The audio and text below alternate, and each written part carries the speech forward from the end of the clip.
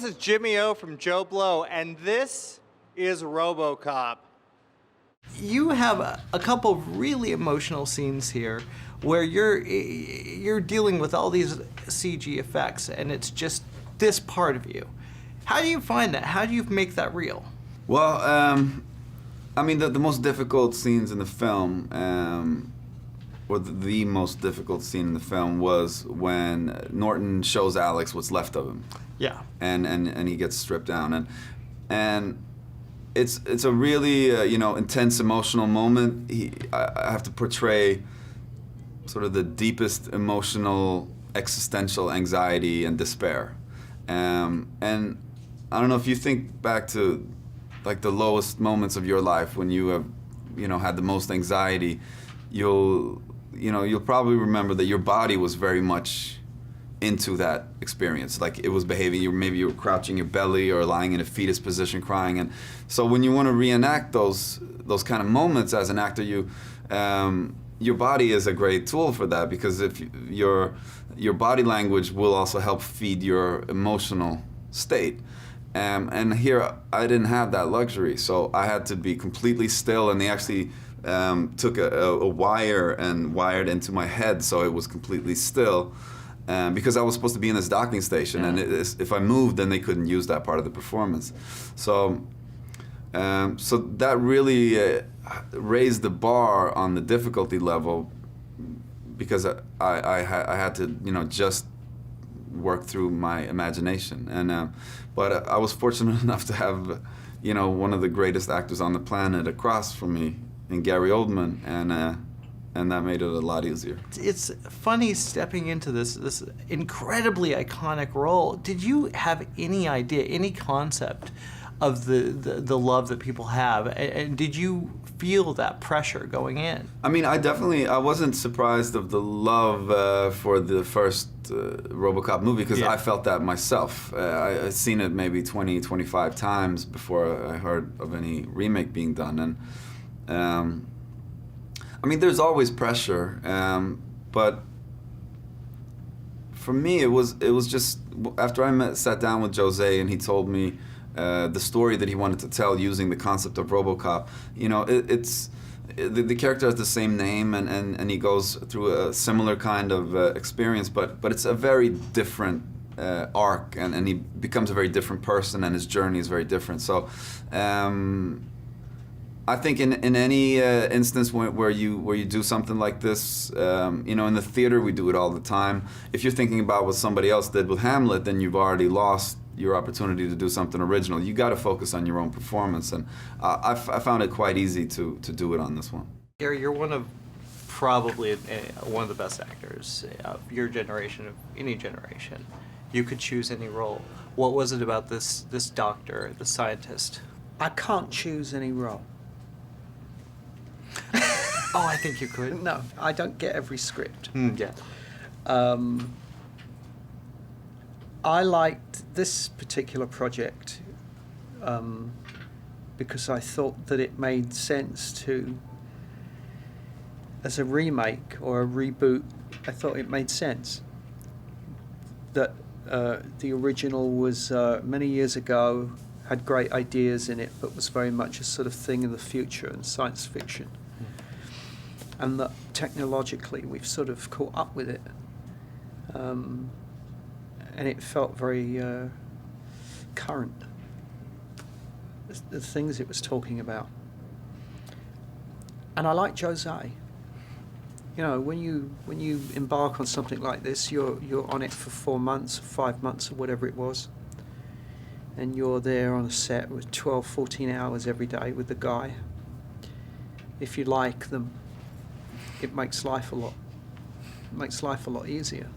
And I thought the movie that you saw recently or yesterday or whenever it was the movie that Jose had in his head, and that it was the movie that he pitched to me all those months before. As a documentary filmmaker, he kind of gave it a unique spin, which I didn't expect, kind of telling the story in a modern day with drones and all of that. Yeah.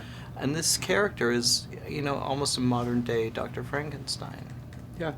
You could easily have played him as part villain. but you played him as a man, just with his, given what he has dealt with. Well, to be honest, I mean, that is the script. That's the story that I'm interpreting, that was written on the page. What I suppose fascinated me was that he is inherently a very good man who is seduced into a situation, follow the money trail. It's the old story, you know what I mean? He does what he does, and he is clever and passionate and smart and sort of should know better. But he is lured by this funding to continue research on his main drive. And is then, in a way, sort of signs his soul away to the devil he doesn't know.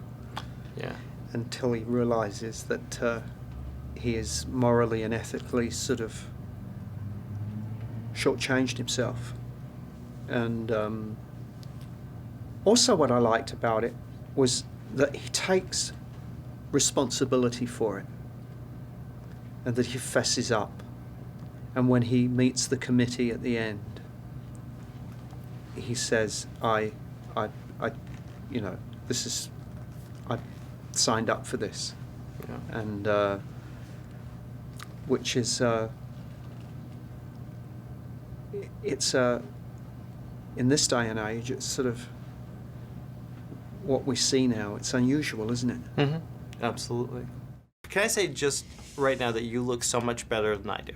I have no idea what that means. You just look so much better. Look at me. I like your mohawk. Do you like the mohawk? Mm-hmm. Really? Yeah, I'm Okay. digging the mohawk.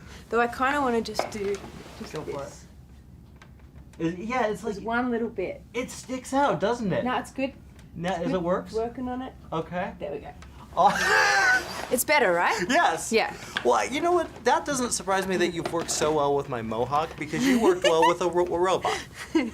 How do you work with a robot? I was terribly difficult. No, no, it was kind of interesting. Like, it was fast. You know, things broke down really fast because you don't.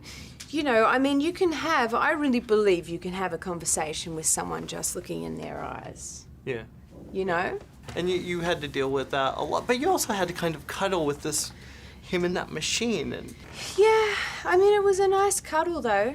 was it? Is he a good robot hugger? He's a good robot hugger, yeah. And he's, you know, it was sort of interesting because it meant heaps more than, you know, it meant a lot more than just, you know, a woman hugging a robot. It just, you know what I mean? Yes. So it's kind of like all that stuff just drifts away. And you guys have this really nice chemistry, which Yeah. wasn't in the original film. What was it like, kind of finding this character and making her stand out a little more than she normally could have? I'm taking that as a compliment, I guess. It is a very much a compliment. I don't know. I just, what I, you know, for me, what I felt was that I had an opportunity to add to Alex Murphy's heartbeat, his pulse. Yeah. Because the story is about Alex Murphy. ROBOCOP is about ROBOCOP. Yeah. Yeah. And the way Jose Padilla, addressed this film was more existential. It was more about what does it feel to become all of a sudden overnight wake up, you're a robot, that, you know, you're being told this is your life, and what does that mean, man versus machine, soul, and all of this sort of, is there a soul, is there not a soul? So for me, I felt like I had the opportunity to facilitate the man side of the story, the heart, the soul. Yeah. And be a loving, devoted wife and mother, and help him in that journey. So his journey was more than just revenge. Yeah. It was fueled by something else. It just seems like, you know, finding the human side in this story would sometimes be difficult, but you two added that layer of what was it about working with Joel and was it instant karma? Did you just love each other automatically? Because it's nice. It's really nice. I'm so glad, you know, it's so lovely when people I like hearing feedback about films that I make, and I okay. like hearing about how people perceive certain relationships on film. You know, because, for example, the relationship that I had with John Paul Rutan, who plays my son, was incredibly close. We'd hold hands walking the set because I love him and he loves me, and we still hang out. We text each other, and, you know, I hang out with his mum. Yeah, and, you know, he's the sort of kid that's made me want to have a kid, you know. I've always wanted to have a kid, but when I met him, I said to Kathy, you know, you've got a perfect child here, and it's just really making me look forward to, in my life, having a child. And so with someone like Joel, when you're friends, you can look in each other's eyes, and you're both just as passionate about the job. You're both just as present, so it makes for good chemistry.